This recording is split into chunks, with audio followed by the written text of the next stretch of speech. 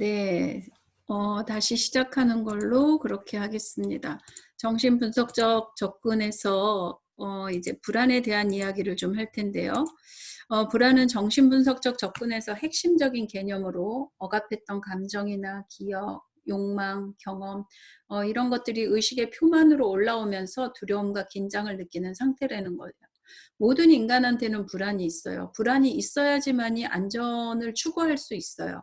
그렇지만 여기에서 얘기하는 불안이라는 것은 불안의 수위가 너무 높다라는 거예요. 그래서 일상생활을 하기에 어려움이 있을 정도로 늘 항상 불안한 범불안 장애라고 얘기하는데 그냥 위험에 처해 있었을 때나 내지는 우리가 이렇게 높은 곳에 올라가기 위해서 불안을 느끼는 거, 그거는 인간의 생존을 위해서 필요한 불안이에요.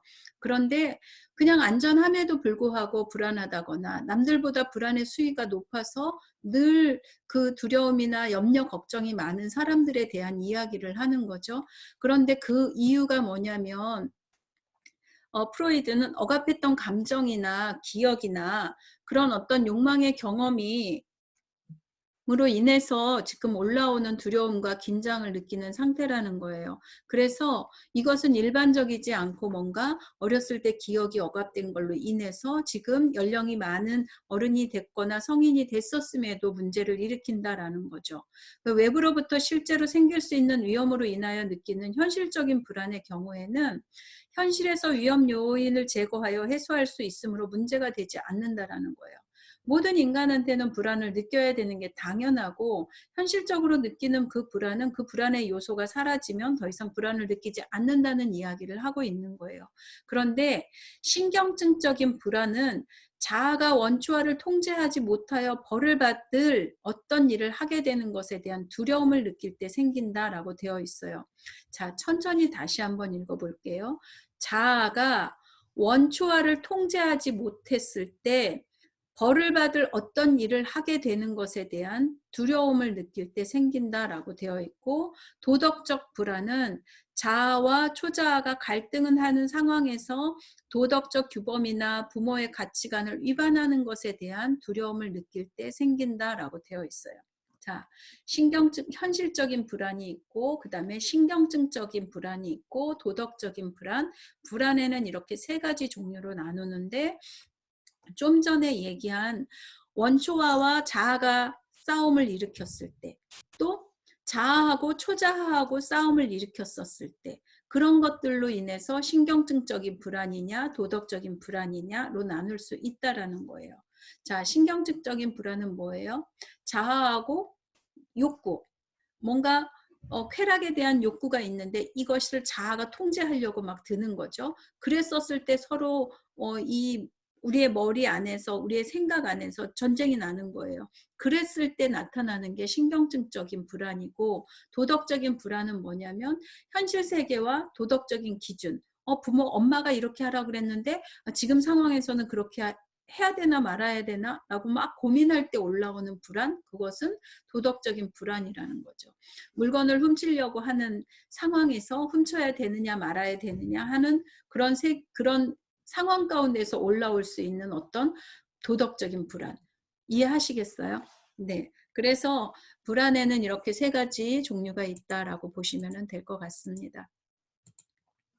방어 기제가 있어요. 예. 굉장히 유명한 내용인데, 방어 기제는 불안을 감소시키기 위해서 무의식적으로 작동하는 자아의 기능이에요. 불안하잖아요. 근데 이 불안한 상황을 어떻게든 모면해 보고 회피해 보려고 하는 행동, 그것이 자아의 어떤 기능이다라고 보시면 되고, 자아가 불안에 압도되지 않고 불안을 극복하려고 돕는 거예요. 이게 생존을 위해서 필요해요. 방어 기제는. 만약에 이 방어 기제가 없으면 우리는 그 불안 때문에 아마 죽어버릴 것 같아요. 그럴 수 있어요. 그래서 방어 기제는 병적인 것이 아니라 정상적인 행동이며 현실을 회피하는 형태가 아니라면 적응에 도움이 된다라는 거죠. 뭔가 이 정상적인 거라고 분명히 얘기했잖아요. 살기 위해서 하는 행동이에요. 결국에는 살자고 하는 행동이 방어 기제거든요. 그런데 여기에서 이제 병적으로 나타나는 현실적인 회피라든지 아니면은 어떤 신경증적인 정신과적인 어떤 문제가 심하게 나타나지 않는다면 우리는 모두 다 이 방어기제를 아주 적절하게 잘 쓰고 있다라고 보시면 돼요. 예를 들어서 우리는 억압하면 억압이 굉장히 나쁜 것처럼 생각하지만 사실은 내 감정을 내 정서적인 어떤 그 상황을 억압시켜야지만이 살 수 있기 때문에 억압을 한다라는 거예요. 자, 억압은 위협적이고 고통스러운 생각이나 감정이 의식에 떠오르지 못하도록 무의식 속에서 억누르는 것을 의미해요. 만약에 어렸었을 때 성적인 학대를 받았거나 성적인 폭력을 당한 사람이 있다고 생각해 보세요. 그게 계속해서 떠오르면 현실적으로 살기 너무 어렵죠. 그래서 그것을 생각하지 않으려고 마음 깊은 곳에 묻어버리는 거예요. 예. 그리고 그 감정, 그때 당했던 어떤 감정이나 생각들이 올라오지 않도록 그것을 억눌러야지만이 사실은 일반적인 그나마 기능하면서 살 수 있기 때문에 감정을 억압하고 기억을 억압한다라고 보시면 될 것 같아요. 또 부인도 있어요. 부인은 뭐예요? 그거 아니야 라고 하는 거잖아요. 부인은 자신의 고통스러운 현실을 인식하지 못하거나 왜곡함으로써 부정하는 것을 뜻하는 것을 부인한다라고 얘기하죠. 일종의 사실과 반대적으로 아닌데 라고 얘기하는 거예요. 왜요? 그래야지만이 살 수 있으니까. 네. 고통스러운 현실, 만약에 이것을 부인하지 않으면 죽을 것 같으니까 너무 고통스러워서. 그래서 부인하는 것도 방어기제이고 반동 형성이라고 되어 있어요. 그건 불안을 일으키는 심리 상태에 반대되는 행동을 함으로써 불안을 회피하는 거예요. 네. 지금 불안을 일으키는 어떤 심리적인 상태가 막 올라와요. 올라오는데 전혀 안 그런 처럼 하는 거죠. 만약에 예를 들어서 엄마가 돌아가셨어요. 내지는 사랑하는 사람이 죽었어요. 그랬는데 그 슬픔이 올라오는데 그 슬픔을 감당하지 못할 것 같으니까 자기 감정을 반대로 이렇게 회피하고 아니요, 슬프지 않아요. 괜찮아요. 라고 얘기하는 거라는 거죠. 전혀 아닌 것처럼. 네. 제가 과거에 데리고 있었던 선생님 한 분이 있었어요. 그 선생님은 굉장히 슬픈 얘기도 웃으면서 해요. 그래서 하루는 제가 지금 얘기하는 건 굉장히 슬픈 내용인데 왜 그런데 슬픈 표정이 아니라 웃는 표정을 하고 그렇게 얘기를 하느냐고 그렇게 얘기했어요. 사실은 그렇게 물어보면 안 되는 거였는데 제가 그 친구가 뭘 잘못하고 있는지에 대해서 한 번쯤은 자각시켜 줘야 되겠다라는 생각을 했기 때문에 사실은 위험 부담이 있는데 얘기했던 거거든요. 그런데 저희 선생님이 했던 이야기가 원장님 슬프다고 그래서 얘기했었을 때 그것이 별로 도움이 안 된다라는 거예요. 예. 오히려 자기가 뭔가 힘든 이야기를 했었을 때 그거를 가지고 사람들이 무시한다거나 수근수근하는 경우가 많아서 자기는 자기 이야기도 안 할 뿐더러 뭐 그냥 대수롭지 않은 이야기처럼 한다고. 그러면서 웃으면서 얘기하는데 그 이야기를 듣는데 굉장히 가슴이 아팠어요. 네. 오죽했으면 그렇게 됐을 것이며 얼마나 많은 경험, 속상한 일이 많았으면 저렇게까지 행동할까라는 생각이 들어서 사실 굉장히 마음이 아팠던 기억이 있거든요. 네. 그런 방어기제도 있고 또 하나 투사가 있어요. 투사는 용납할 수 없는 자신의 감정이나 충동을 다른 사람의 것으로 돌리는 거예요. 반사한다라고 얘기하잖아요. 그게 투사예요. 내 거가 아니다라고 얘기하는 거죠. 예, 또 합리화 있어요. 불쾌하거나 실망을 주는 현실에서 도피하기 위해서 그럴듯한 이유를 만들어내는 거예요. 예. 예를 들어서 사과나무에 사과가 열려 있어요. 그런데 그 사과를 따먹고 싶은데 너무 높이 달려 있어요. 그러니까 뭐라 그러냐면 아직 덜 익어서 쉴 거야. 그러니까 나중에 해 라고 하고 딱 돌려버리는 거죠. 그게 합리화예요. 아마 합리화는 자기도 모르게 이렇게 하시는 분들 되게 많아요. 예. 우리가 일상에서 가장 많이 쓰는 게 합리화일 것 같아요. 네. 또 하나. 네. 퇴행이 있어요. 퇴행은 심리적으로 어려움을 직면했었을 때 이전의 발달 단계 수준으로 되돌아감으로써 현재의 불안이나 책임을 회피하는 거, 우리 아이들한테 많이 일어나죠. 둘째, 동생이 생겼었을 때 그 동생, 그 심리적으로 엄마가 동생한테만 신경 쓰고 본인한테 신경을 안 썼을 때 소변 관리를 다 했는데, 대소변 관리를 다 했음에도 불구하고 다시 과거로 돌아가서 어린아이처럼 행동하는 거, 그런 것들이 현실에서 느끼는 불안을, 책임을 회피하고 싶은 아이의 행동이다라고 보시면 될 것 같아요. 동일시하는 것은 자신을 가치 있는 존재로 받아들이기 위해서 다른 사람의 특징을 자신의 것으로 생각하는 거예요. 이게 만 3세 때 나타나는, 남근기 시절에 나타나는 아이들의 현상이 동일시가 많아요. 예를 들어서 이성의 부모를 동일시하지 않으면 동성의 부모를 동일시하지 않으면 이성의 부모한테 사랑받지 않을 것 같으니까, 사랑받지 못할 것 같으니까 동성의 부모를 닮아가는 거예요. 딸은 엄마를 닮고 아들은 아빠를 닮고. 네, 승화시키는 것은 성적인 욕구나 공격적인 욕구를 사회적으로 허용되는 건전한 행동으로 전환하는 것을 뜻하는데요. 예를 들어서 공격적인 욕구가 많은 사람이요, 밖에 나가서 그냥 무작위로 사람을 때릴 수는 없잖아요. 그래서 이 사람이 그 욕구를 다른 쪽으로 멋있게 표현하려고 뭐를 하냐면 권투를 한다거나 내지는 뭐 유도를 한다거나 태권도를 한다거나 해서 거기에서 실력 발휘를 하는 거예요. 이거는 승화됐다라고 보시면 돼요. 예, 그런 것들. 아이고.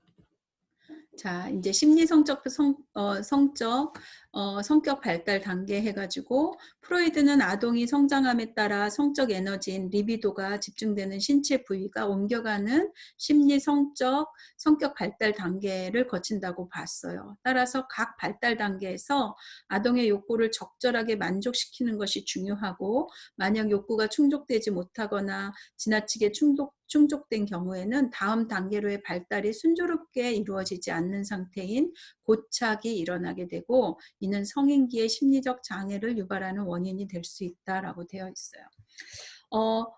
프로이드는 각 발달 단계에 따라서 이 성적인 에너지가 입에 있으면 구강기고요. 그 다음에 뭐 항문에 있으면 항문기고, 그 다음에 뭐 성기에 있으면 남근기고, 뭐 그런 식으로 표현을 했다라는 이야기예요. 그래서 어떤 신체적인 부위로 이렇게 옮겨가면서 아이들이 성장한다, 인간이 성장한다라고 봤고, 거기에서 구강기 때 충분히 그 욕구가 충족이 되었으면 다음 단계 항문기로 넘어가는 데 있어서 아무 문제가 생기지 않은데, 만약에 구강기 때 적절히 충족이 못 됐었을 때는 고착이 된다는 거예요. 그 단계에서.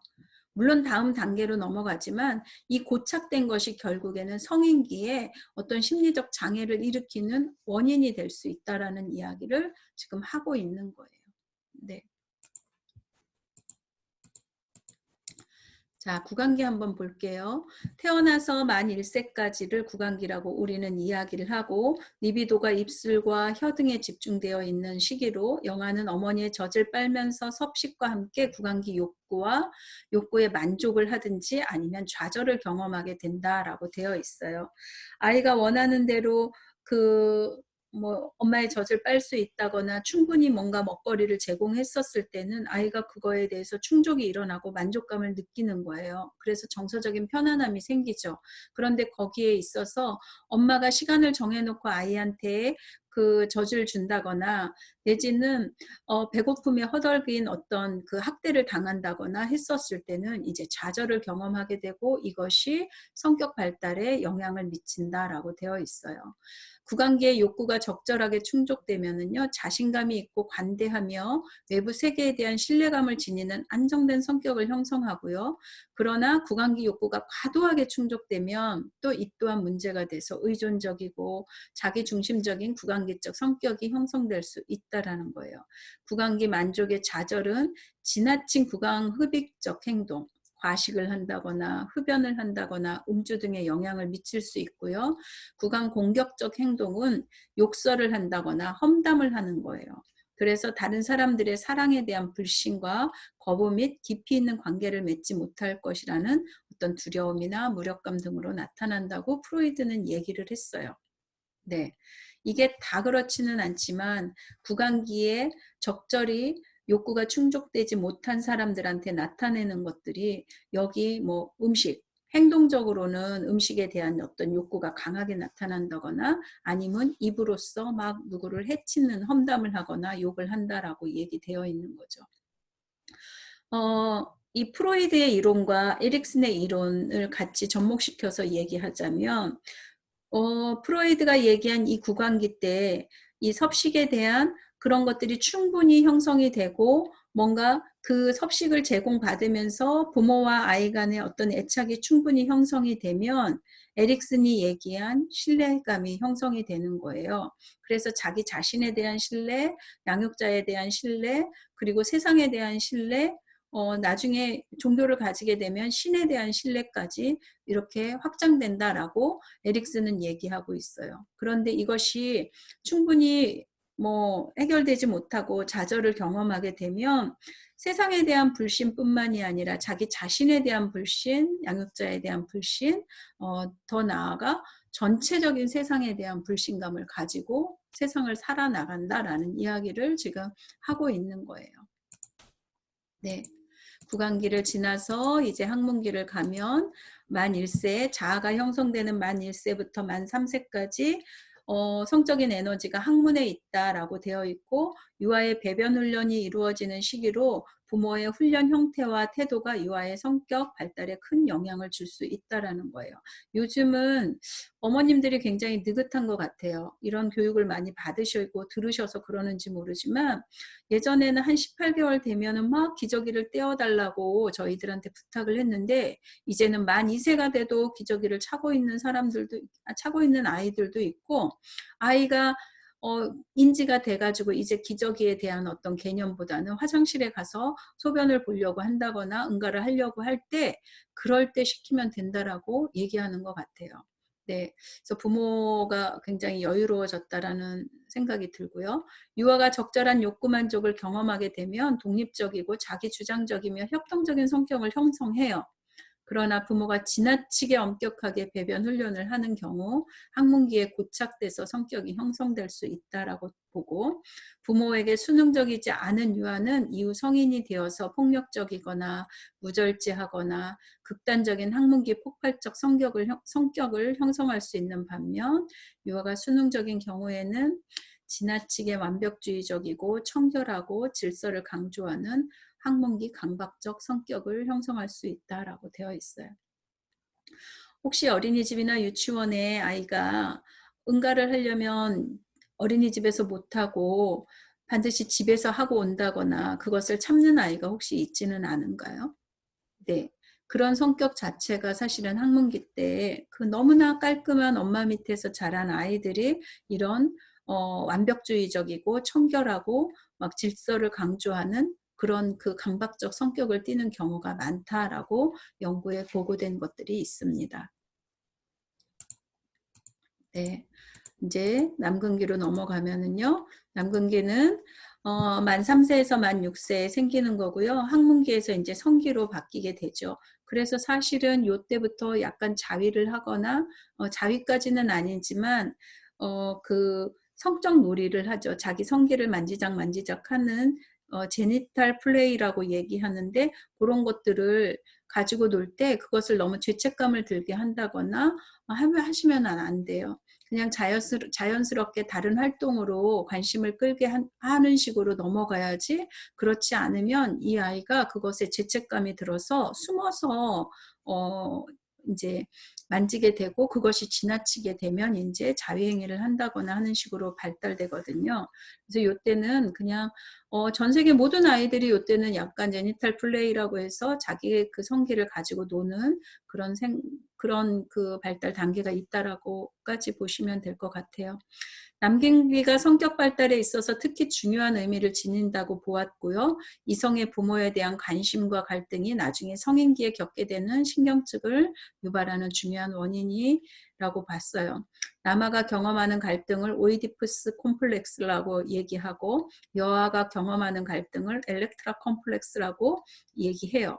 이러한 컴플렉스를 원만하게 해결한다면 건강한 성 정체감 형성이 되고 초자아와 자아가 발달되고 건강한 이성관계를 맺을 수 있는 능력의 발달이라는 긍정적인 결과를 가지고 올 수 있으나 그렇지 못하게 되면 복종적이거나 지나치게 경쟁적인 성격을 초래할 수 있다라고 얘기해요. 사실은 이때 왜 동일시하는지 혹시 아세요?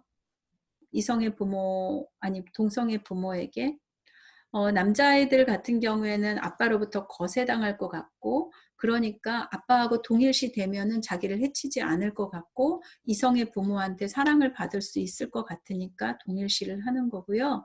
여자아이도 마찬가지예요. 이성의 부모한테 사랑받고 싶은 거예요. 그런데 자기를 좀 사랑해 줬으면 좋겠는데 항상 보니까 자기 앞에 자기보다 더 큰 여자를 사랑하는 거죠. 그게 엄마예요. 그래서 엄마처럼 되면 자기를 더 사랑하겠구나라는 생각을 아이들이 한다는 거죠. 그래서 엄마처럼. 네.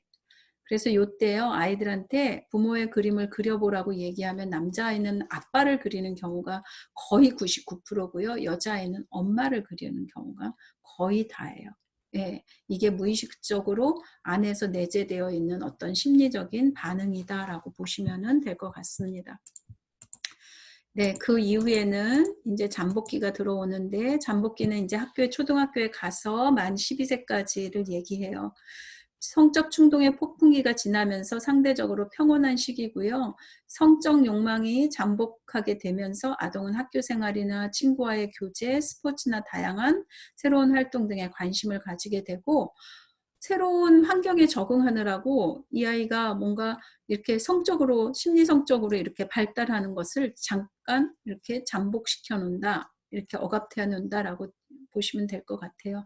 이 시기에 좌절을 경험하게 되면 열등감이 형성되고 소극적으로 회피적인 성격 특성이 나타날 수 있다라고 되어 있는데 사실 이 시기에 좌절을 경험한다고 해서 열등감이 생긴다기보다 에릭슨은 뭐라고 얘기했냐면요. 태어나서 세상에 대한 신뢰냐 불신이냐가 형성이 되고 그 이후에 자율성이 형성이 되느냐 아니면은 수치심이 생기느냐 그 이후에 또 나아가서 주도성이 생기느냐 아니면 죄책감이 생기느냐에 따라서 그 이후에 나타나는 게 요식이거든요. 근면성이 생기는 다고 얘기하고 그것에 반대적으로 열등감이 생긴다고 에릭슨은 이야기를 해요. 그래서 요 시기 때 딱 열등감이 생기고 요 시기 때 근면감이 딱 생기고 하는 것이 아니라 점점점 자라온 그 양육의 태도나 부모의 어떤 가정 환경이냐에 따라서 부정적인 가정 환경이나 양육 태도에서는 계속 부정적인 어떤 성격 발달이 형성이 되고요. 긍정적인 가정에서 양육 태도가 훌륭하고 권위적인 부모 밑에서 자란 아이들 같은 경우에는 긍정적인 그 어떤 성격들이 형성이 돼 가면서 요때 이제 열등감이냐 아니면 사회적으로 친숙한 어떤 그런 근면성이 생기느냐라고 발달한다고 보시면 될 것 같아요. 프로이드는 이제 마지막 성기기까지를 이제 인간의 발달로 봤는데요. 리비도가 이성에게 집중되는 시기로 이성과의 연인 관계를 통해서 성적 욕구를 충족하고자 한다. 이 시기에 발달이 원만하게 진행되면 성적으로 성숙하여 결혼을 하게 되면 자녀 출산 및 양육으로 이어진다라고 되어 있고 제2차 성징이 나타나는 시기가 사실은 사춘기 요때죠.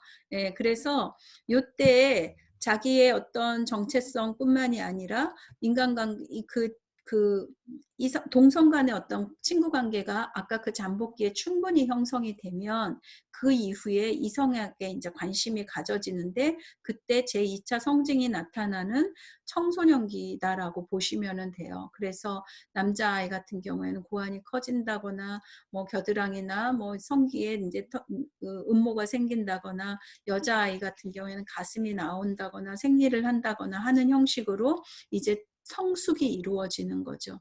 예. 프로이드는 이때까지를 인간의 발달로 봤고요. 에릭슨은 이 이후에도 계속해서 인간은 발달된다 해가지고 노년기까지 발달로 봤어요. 예, 지금 이 시간은 정신분석적 어떤 접근으로 인간의 발달을 들여다봤다라고 생각하고 프로이드의 이론은요, 정말 중요해요. 정말. 교육학적인 차원에서도 중요하지만 인간을 이해하는 데 있어서도 굉장히 중요한 이론이다라고 보시면 되고요. 여러분들이 이 이론은요, 그냥 옆구리를 훅 찔렀었을 때 이쪽으로 훅 나올 수 있을 정도로 여러분들이 곱씹고 곱씹고 곱씹어서 정말 누가 물어봐도 다 알 정도로, 어느 때 물어봐도 다 알 정도로 여러분들이 그냥 머릿속에 담아 놓으셔야 돼요. 네. 그래야지만이 그 다음 단계의 행동 분석적인 이론이라든지 인간 중심적인 이론이라든지 그 이외의 이론을 갖다 붙여서 이해할 수 있다라는 거예요. 어, 제가 너무 빠르게 이야기하지 않나라는 생각이 드는데, 뭐 강의를 하다 보면은 말의 속도가 너무 붙어갖고 숨이 찰 경우도 있어요. 입도 마르고요.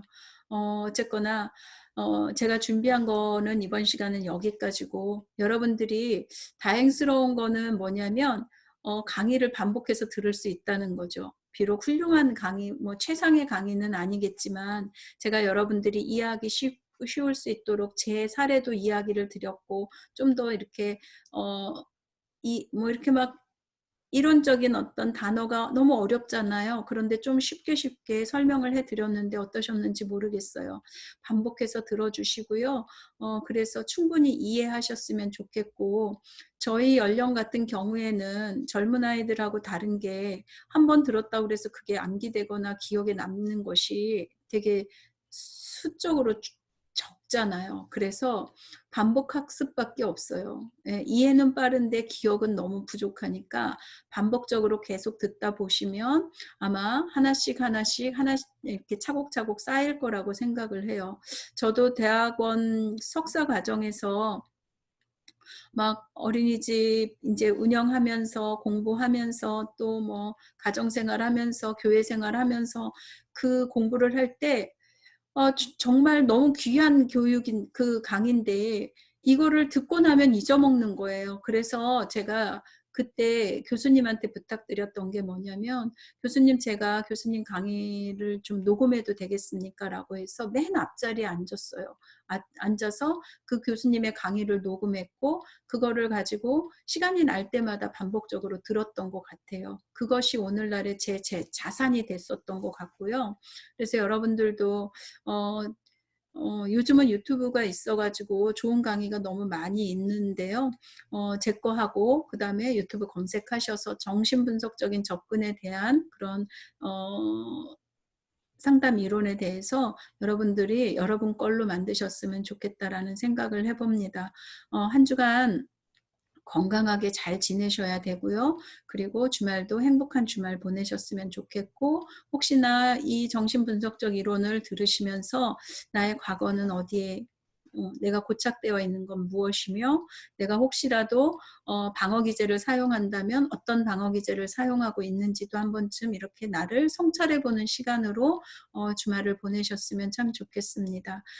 강의 들어주셔서 너무 감사드리고요. 건강하게 다음 주에 또 만나는 걸로 하겠습니다. 고맙습니다. 이만 마치겠습니다.